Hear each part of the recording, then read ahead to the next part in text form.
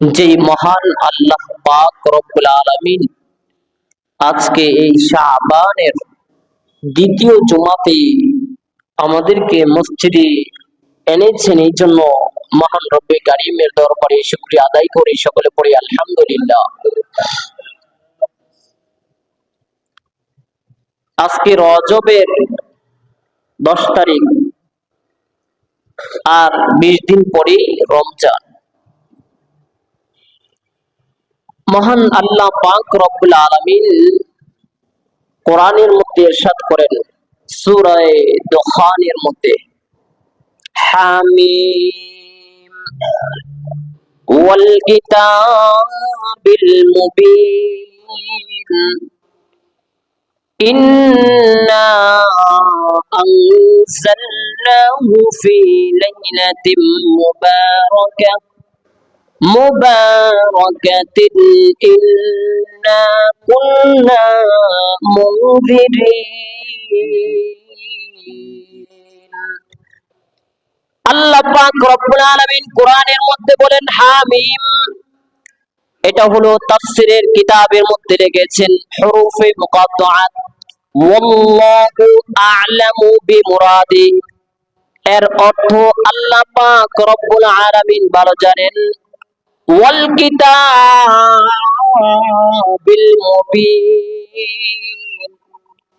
আল্লাহ তাআলা শপথ খেয়ে বলতেছেন, কসম খায়া বলেন, এটা এমন একটা কিতাব, ইন্না আনজালনাহু ফি লাইলাতিন মুবারাকা।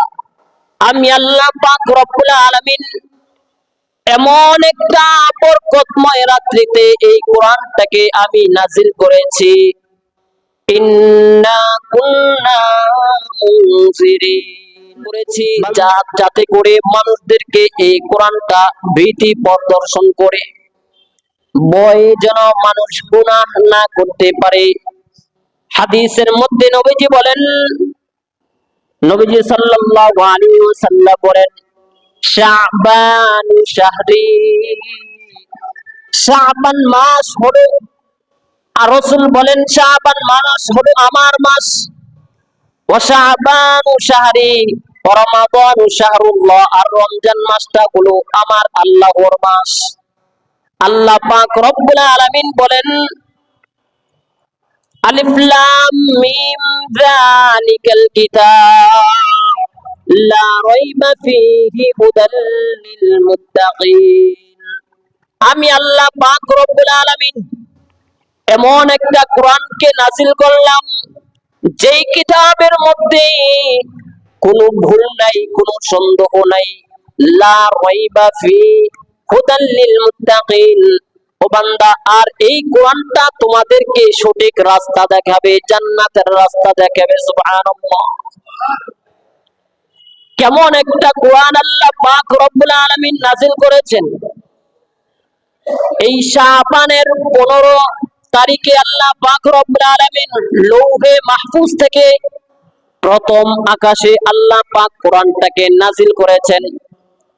এই শাবান মাস থেকে নিয়া নবীজি সাল্লাল্লাহু আলাইহি ওয়াসাল্লামের উপরে 23 বছরে এই কোরআনটা 1 আয়াত 2 আয়াত 1 সূরা 2 সূরা করে নাযিল করেছেন আল্লাহ দুনিয়ার মধ্যে।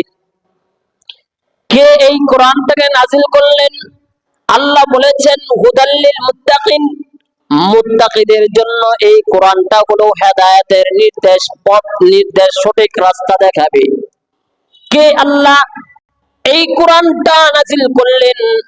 আল্লাহুল হাইয়ুল কাইয়্যুম, আল্লাহ হলেন চিরঞ্জীব, সমগ্র পৃথিবীর সংরক্ষণকারী। কে সেই আল্লাহ পাক রব্বুল আলামিন, যিনি আমাকে আপনাদেরকে সৃষ্টি করেছেন। আল্লাহ পাক রব্বুল আলামিন ওই মায়ার নবী রাহমাতুল লিল আলামিনের উপরে কোরআনটা নাযিল করেছেন।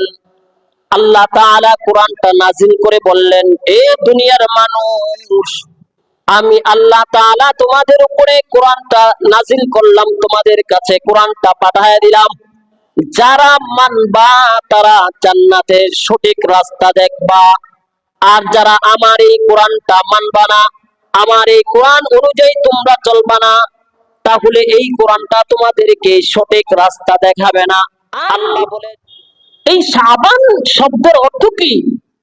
শাবান শব্দের অর্থ হলো বিস্তৃত হওয়া, মানে চতুর্দিকে বরকত, আল্লাহর বরকত ছড়িয়ে ছিটিয়ে পড়া, এর নাম হলো শাবান। আমল কি ছিল এবং সাহাবাই কেরামদের আমল কি ছিল? নবীজির আমল ছিল, আম্মা জান আয়েশা রাদিয়াল্লাহু তাআলা আনহা নবীকে দেখতেন শাবান মাস আসলে নবী বেশি বেশি রোজা রাখতেন, অন্য মাসের তুলনায় ইবাদত বাড়ায় দিতেন, আল্লাহর কাছে কান্নাকাটি বেশি করতেন। আম্মা জান আয়েশা রাদিয়াল্লাহু তাআলা আনহা নবীকে একদিন প্রশ্ন করলেন, পয়গম্বর, আপনি এই শাবান মাস আসলে বেশি বেশি রোজা রাখেন, এই শাবান মাস আসলে অন্য মাসের তুলনায় রোজা রাখেন, ইবাদতের মধ্যে আরো বেশি সময় দেন, কারণ কি? নবী জবাব দিয়ে বলেন, আয়েশা, তুমি জানো না আমি এই শাবান মাসে এই জন্য বেশি বেশি রোজা রাখি, এই শাবান মাসে 15 তারিখে আল্লাহ পাক রব্বুল আলামিন তিনার দরবারের মধ্যে কারা এই দুনিয়ার মধ্যে আগামী 1 বছরের মধ্যে কারা এই দুনিয়ার মধ্যে আসবে, কতটা মানুষ, কতটা সন্তান, শিশু বাচ্চা দুনিয়ার মধ্যে আসবে, তাদের লিস্টে হয়ে যায়। আবার কারা এই দুনিয়া থেকে বিদায় নিবে, কারা মৃত্যুবরণ করবে, এই শাবানের 15 তারিখ রাত্রে আল্লাহ তাআলার খাতার মধ্যে লেখা হয়ে যায়। নবী বলেন, আমি এই জন্য বেশি বেশি রোজা রাখি আয়েশা, আমার মৃত্যুটা যদি রোজা অবস্থায় হয়, আল্লাহর আদালতের মধ্যে আমি হাসরের ময়দানে দাঁড়াবো রোজা অবস্থায়।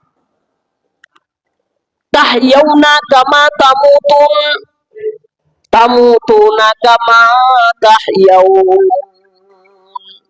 মানুষ যে অবস্থায় মৃত্যুবরণ করবে, ওই হালতে, ওই অবস্থায় আল্লাহর সামনে দাঁড়াবে। নবী বলেন, আমি এই জন্য বেশি বেশি রোজা রাখি, এই শাবান মাস আসলে যদি আমার মৃত্যুটা রোজা অবস্থায় হয়, তাহলে যেন আমি আল্লাহর আদালতের মধ্যে দাঁড়াইতে পারি, আল্লাহর সামনে যখন দাঁড়াবো রোজা অবস্থায় যেন থাকতে পারি, দাঁড়াইতে পারি। এই জন্য নবী রোজা রাখতেন। সাহাবাই কেরামদের আমল কি ছিল, তিনারা কি করতেন এই শাবান মাস আসলে? সাহাবাই কেরামদের আমল ছিল অন্য মাসের তুলনায় রোজা তো রাখতেন, কোরআন তেলাওয়াত বাড়ায় দিতেন, এবং যাদের উপরে যাকাত ওয়াজিব, আল্লাহ পাক রব্বুল আলামিন যাদের ওই পরিমাণ সম্পদ দান করেছেন, সাহাবাই কেরামদের মধ্যে যাদের উপরে যাকাত ওয়াজিব, তারা যাকাত আদায় করে দিতেন। এবং সাহাবাই কেরাম এই কাজ করতেন, এবং যারা যাদের বিচার কার্য করতেন, যারা ওই জামানার বড় বড় সাহাবী ছিলেন, তো তিনাদের কথা হলো এই শাবান মাসে যাদের বিচার করার দরকার তাদের বিচার করে ফেলতেন, এবং যাদেরকে ক্ষমা করে দেওয়ার দরকার এই শাবান মাসে তাদেরকে সাহাবায়ে কেরাম ক্ষমা করে দিতেন। এবং তারা রমজান মাস আসলে কি করতেন, এবং শাবান মাসের 15 তারিখে আল্লাহ পাক রব্বুল আলামিন সূর্য ডোবা মাত্রই প্রথম আকাশে এসে বান্দাদেরকে ডাকে, ও বান্দা, কারা আছো তোমাদের গুনাহ ক্ষমা করতে হবে, গুনাহ ক্ষমা প্রার্থী কারা আছো, আমি আল্লাহর কাছে যাও, আমি আল্লাহ তাআলা তোমাদের গুনাহকে ক্ষমা করে দিব। কারা আছো রিজিক লাগবে, আমি আল্লাহ পাক রব্বুল আলামিন তোমাদের রিজিকের দূর করে দিব, তোমাদের রিজিকের যে সমস্যা আমি সমাধান করে দিব, রিজিকের অভাব দূর করে দিব। কে আছো তোমাদের বিপদগ্রস্তে আছো, কে আমার কাছে চাও, আমি আল্লাহ তাআলা তোমাদের বিপদ দূর করে দিব। এইরকম ফজর পর্যন্ত আল্লাহ পাক রব্বুল আলামিন মানুষদেরকে ডাকতে থাকেন, কার কি প্রয়োজন আমি আল্লাহর কাছে চাও, আমি আল্লাহ তাআলা তোমাদেরকে দান করব। এই শাবান মাসে সাহাবায়ে কেরামদের এই আমল ছিলেন। রোজা রাখতেন, কোরআন তেলাওয়াত বাড়ায় দিতেন,